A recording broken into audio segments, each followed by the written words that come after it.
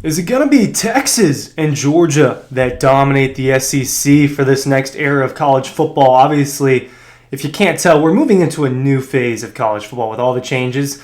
And a major change in the SEC in the last couple of weeks has been Nick Saban's retirement from Alabama. And I got to be honest, I'm not shocked. I'm not like in total shock that this has been the fallout from his retirement, all of the players leaving and just the infrastructure changing. But I'm not surprised. But I didn't think it'd be this bad. And Texas and Georgia are both reaping the benefits of it, right? Jake Pope, obviously, a safety transfer. And look, I've heard things along the lines of there really wasn't much keeping him off the field at Alabama outside of a couple superstar defensive backs. So he's going to come into Georgia and compete for a starting job right away. You got Isaiah Bond and Amari Nalbeck. They're leaving Alabama to go to Texas. Those are legit weapons, and now Quinn Ewers is getting that replenished because we know his top three weapons and his running back going to the NFL. So now he's getting replenished with good weapons over there at Texas. We've thought, and it has been because it's been true, Alabama and Georgia the last 6-7 years, it's been them that have dominated the SEC for the most part. Obviously, LSU had that pop year in 2019. When Brian Kelly got hired, I was kind of in the train of thought where, okay, LSU, maybe we need to take them an even extra step more serious. That LSU might be the team that starts rising in this conference along with Georgia. Georgia's obviously been on the rise since Kirby Smart.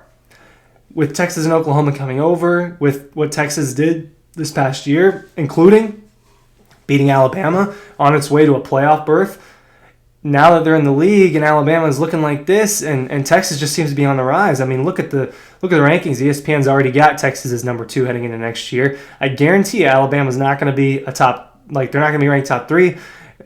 You might be able to make the argument they're not going to be ranked top 5 heading into next season. The tides are shifting. Literally, the Crimson Tide is shifting. Ryan Curley from Dawg Post here talking about, look, I think it's Georgia and Texas, right? I think that these are the two teams that will likely be the most powerful in the conference. LSU has an opportunity to be right behind them, and Alabama has the opportunity as well. I'm not sitting here saying that Alabama is falling off a cliff. They're falling off the face of the earth, because that's not what's going to happen. And they've got good coaches over there, and they still have good football players. But when you look at it, Julian Sayin, right, their number 1 quarterback commit, he's leaving. You got offensive lineman commits that don't want to go there anymore. You've got Caleb Downs entering the transfer portal, Isaiah Bond, Amari Nalbeck. All these guys are bouncing. Right? And part of Kalen DeBoer's job, yes, is when he gets there is to convince those players to stay, because you don't want, their guys just jumping ship, and you don't want to lose control of the ship. And so far, it feels like the waters might be a little too rocky for DeBoer there down in Tuscaloosa. And in turn, I don't think obviously this is essentially, in a way, a little bit of an instant reaction, a rapid reaction to what's been going on with Alabama. But look, we already knew Georgia was already this. The last few years have proven that. Georgia was already kind of taking over the SEC, taking over college football in a sense. But now with Texas coming over, I think that they have a chance to beat Georgia. Let's just be quite frank. Right? Georgia's not the only team that can do this. Ohio State's got the infrastructure. Georgia, Texas has got it. I think LSU does. Obviously, Michigan has the capabilities of making it pretty far and winning a lot of games, right? National championships. No matter how you feel about Michigan's national championship, right? And I have feelings about the way everything went down for the Wolverines this past year, but it's a different world, and it was already going to be a little bit of a different world when you talk about all the changes. But when I look at Alabama's schedule next season, look, they'll beat Western Kentucky. They'll beat South Florida. At Wisconsin, I imagine they're going to win that game. Maybe they don't blow them out the way we thought they would. But now when I look at this stretch of Georgia, South Carolina, Missouri, LSU, Oklahoma, Auburn, right? Their SEC stretch. Missouri could beat Alabama. LSU could beat Alabama. I'm a little lower on Oklahoma heading into this year, and maybe that's me just needing to do a little bit more research about the Sooners coming into this year. I feel like my focus has been a lot more drawn to Texas, but Alabama's schedule isn't the roughest out there, but expecting the Tide to just go undefeated or to kind of waltz their way to 11-1 like they've been able to, I just think that sentiment's gone. And when you look at Texas, they didn't really get a raw deal too much in the SEC in their first league, right? I think that obviously not all the schedules are created equal. No matter what in the SEC, you're going to have a tough schedule at this point because those divisions are gone, and you're just going to have to play the powerhouses probably a little bit more often than you had to. Maybe for some teams a little less often, but they've got a tough stretch when you got Mississippi State, Oklahoma, and Georgia.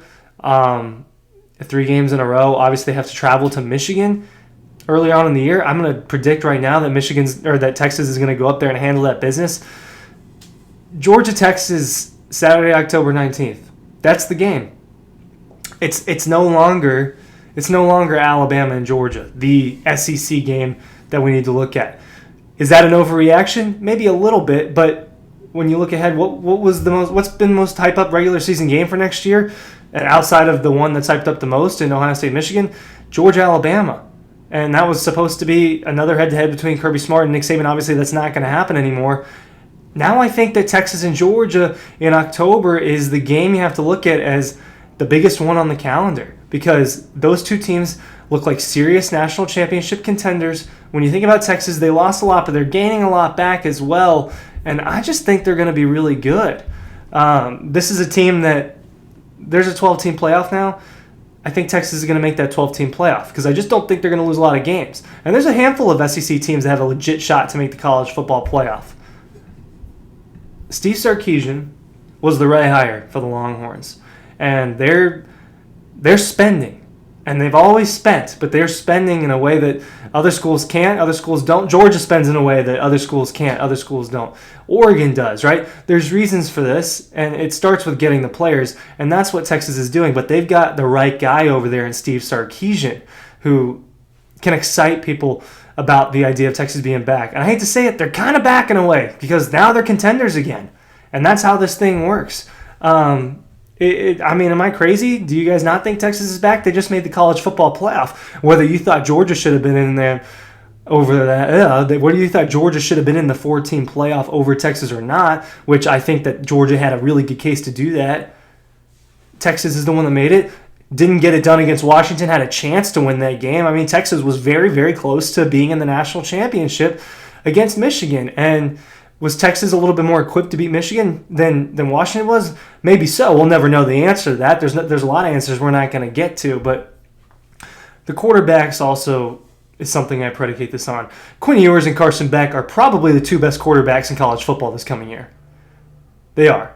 And Alabama doesn't have that either. And Jalen Milroe, he's a weapon. He is, at times, can be a really good quarterback, but there's times where he's really not a good quarterback. And the offense is not as expanded as it has been in the past with other guys like Bryce Young and Mac Jones and Tua Tagovailoa that could sling it around a little bit more consistently than Jalen Milroe. Alabama falling apart. I don't want to say they're just falling apart because I don't think that it's going to be some 7-5 season. That would be rough. I saw someone on a podcast saying that Alabama fans are trust fund babies if you're a younger Alabama fan because they were born into this success, and now things are probably going to change a little bit. It's just, how do you follow up the GOAT? How do you follow that up? Obviously, he is the reason why people wanted to go there, right? It wasn't just because of the brand of Alabama. Yes, some players want to go to places because of brands, maybe Georgia, Texas, Alabama, Ohio State, right? People want to go to brands, but at the end of the day, they also want to go somewhere where they feel like they're getting coached by who they feel is best to coach them. And Nick Saban was obviously that guy for most, if not all, people, and that's why they got all those talented kids and they won national championships. That's not there anymore, and it's up for grabs to be the next powerhouse in the SEC. Georgia has been that the last couple of years. I think they'll continue to do that, but now we have to seriously look at Texas as the other team in the league if it does not become LSU, because I think it'll probably be those 3 in this next phase of the league, the conference, and college football. Thank you for watching my little rant about Texas, Georgia, Alabama. Thank you. Have a good one.